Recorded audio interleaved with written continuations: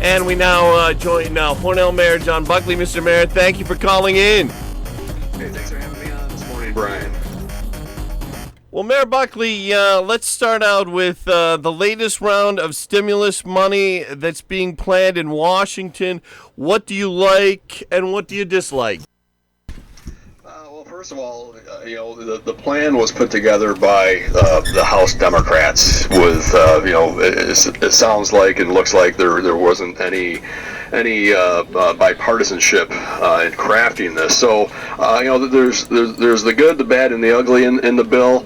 The good, as far as local governments are concerned, would be the nearly $1 trillion in relief for state and local governments, which I've been talking about, on your show and through other outlets over the past several weeks, with so many different revenues, including sales tax, that'll be severely impacted because of the economic shutdown. It's going to have catastrophic effects on city governments, on village governments, county governments, and so on, and state governments as well.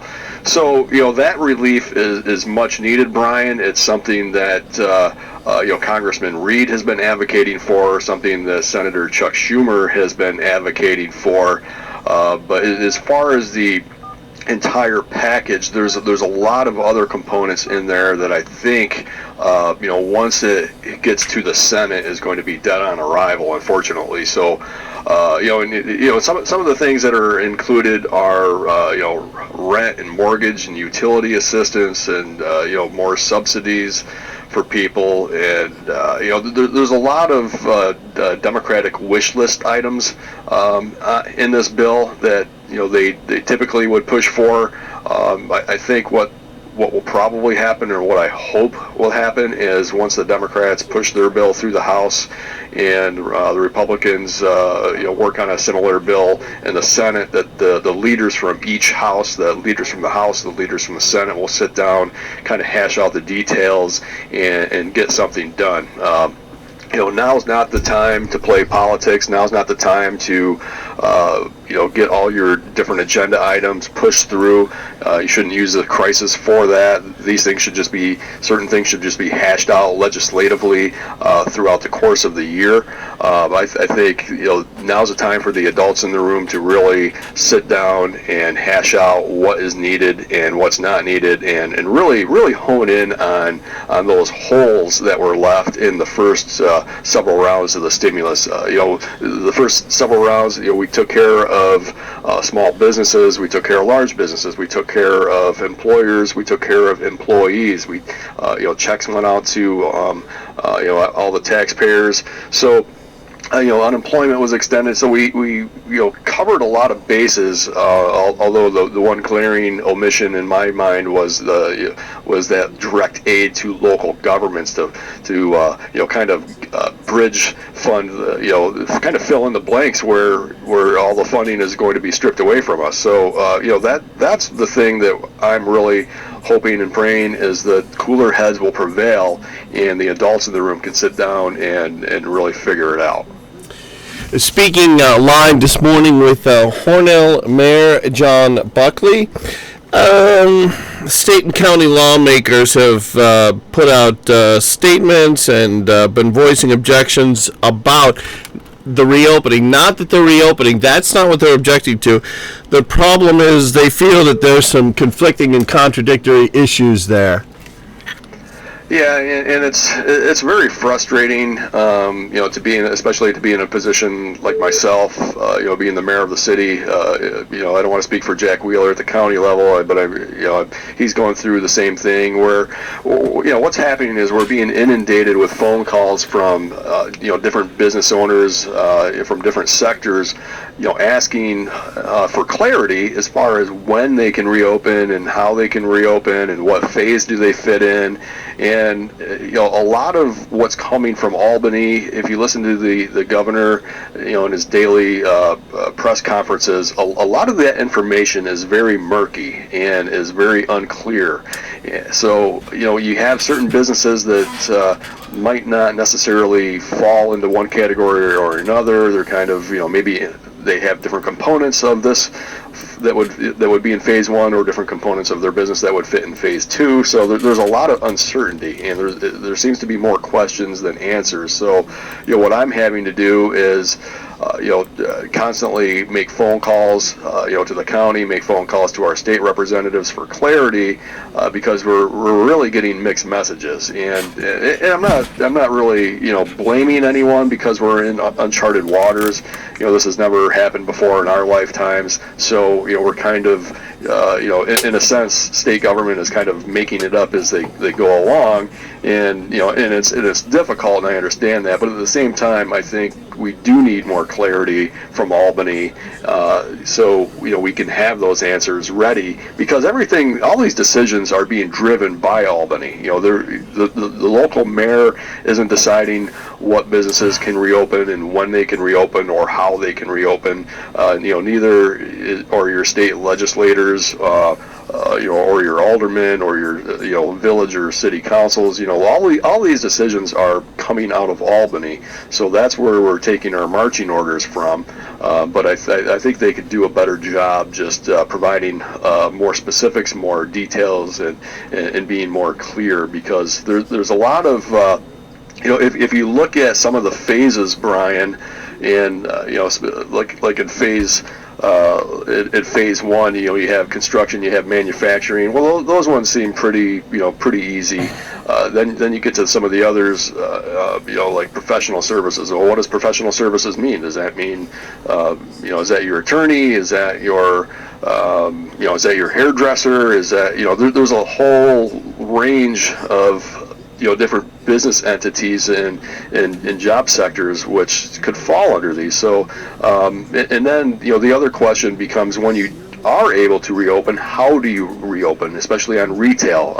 I've seen some Facebook posts, oh, we're going to be open on Friday, and we're going to, we're opening the store. But then if you really peel back the layers of the onion and dig down for the details, according to the state, certain retail sectors can reopen, but they have to provide curbside service, or have these social distancing measures in place. And and the question for municipalities becomes is when those complaints start coming in and people are saying, hey, so and so opened their doors and there's no social distancing measures, who enforces that? Do we send the codes department down? Do we send the police department down? So there's a lot of questions that need to be answered, and a lot of specifics and details that need to be hashed out.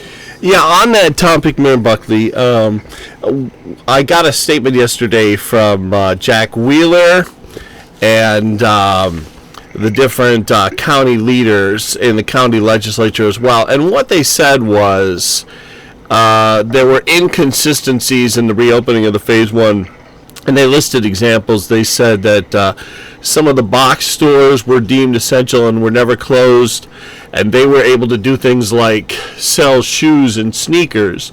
And then your smaller shoe stores were not able to stay open and do that.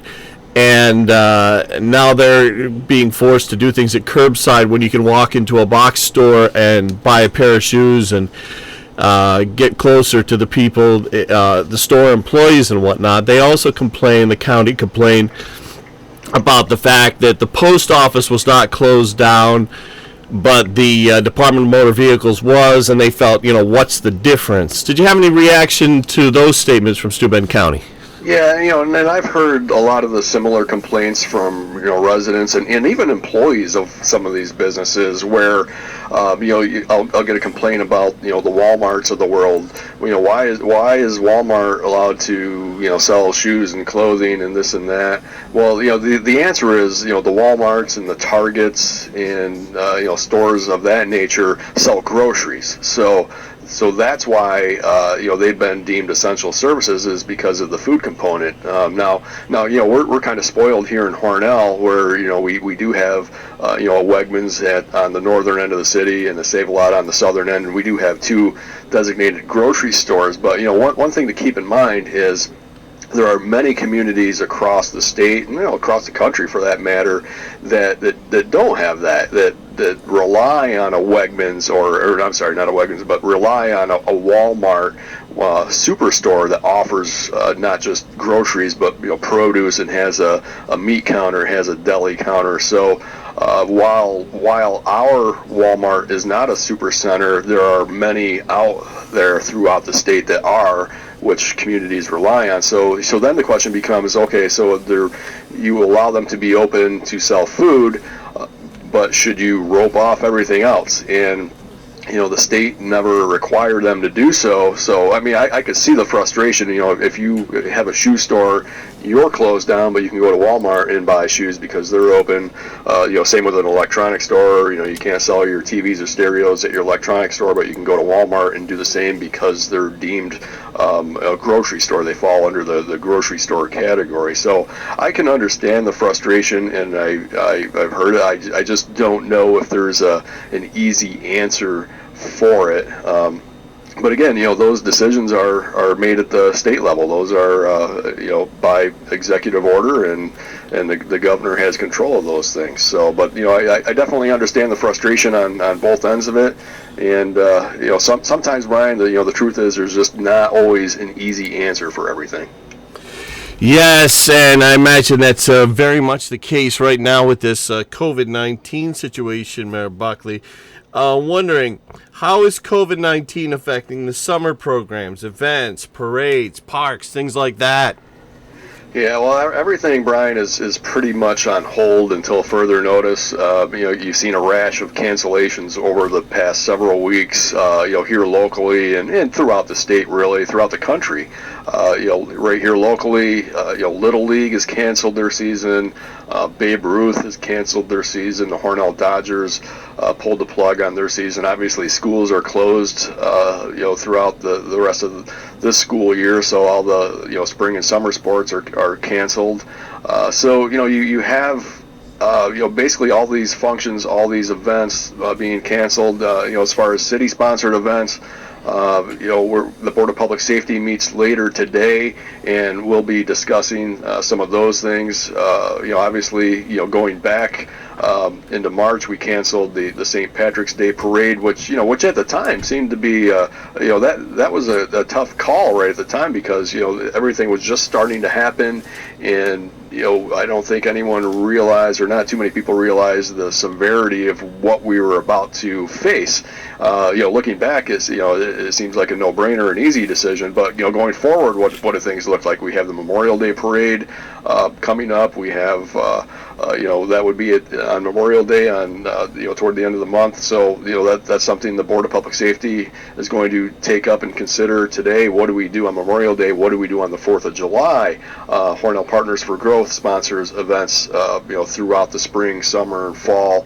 What do they look like? Do we have to put those events on hold? So if I could stop you there, Mayor Buckley, on the issue of the 4th of July, has anyone discussed the possibility of having the officials put the fireworks up in the air, but nobody comes to the park for social distancing reasons? Has that been discussed? It actually has been discussed, and the commissioners and I have been talking about it and what we're planning on doing. And no official decision. The official decisions will be made in the Board of Public Safety meeting later today. And we're going to be discussing Memorial Day. We're going to be discussing the 4th of July and all these different events that So when these events occur. You have to have permission from the Board of Public Works or Board of Public Safety, or sometimes both, depending on which event it is. So, right now, what we've been doing up until this point is reviewing everything on a month-to-month basis, because everything seems to be changing, on a daily basis. But, going into the summer, it looks as if most things are going to be pretty much canceled or put on hold for the time being. So I wouldn't expect any parades anytime soon, at least this summer. I think as we cycle out of this COVID crisis that we find ourselves in the midst of. I think we'll slowly get back to normal, but right now, we're still seeing positive cases. I was listening to your newscast earlier. There was another positive case in Bath, I think, and there was a couple of them over on the other end of the county. So we're not quite out of the woods yet. We're getting there. We've made a lot of progress. We want to get there. We want to reopen. We want to get people back to work. We want to do all these things and get back to normalcy, but we're not quite there yet. And we have to be careful not to take one step forward and two steps back. So I think we're all trying to do the best with what we have and the information that we have at the time. But it's not perfect, and it might not be ideal. But we're trying to get through it the best we know how. All right, we're going to take a quick break. We'll be back in just a moment with Mayor John Buckley. Stay with us. The Ryan Agencies, your local, independent insurance agencies. Online insurance companies don't know the unique needs of our rural community. The Ryan Agency meets rural needs every day. Local insurance experts offering realistic solutions. Contact the Ryan Agencies today. Good local people offering realistic insurance solutions. Insurance protection you can rely on. The Ryan Agency. The Ryan Agency's offices are open Monday through Friday, 8:30 till 4:30 during the quarantine period.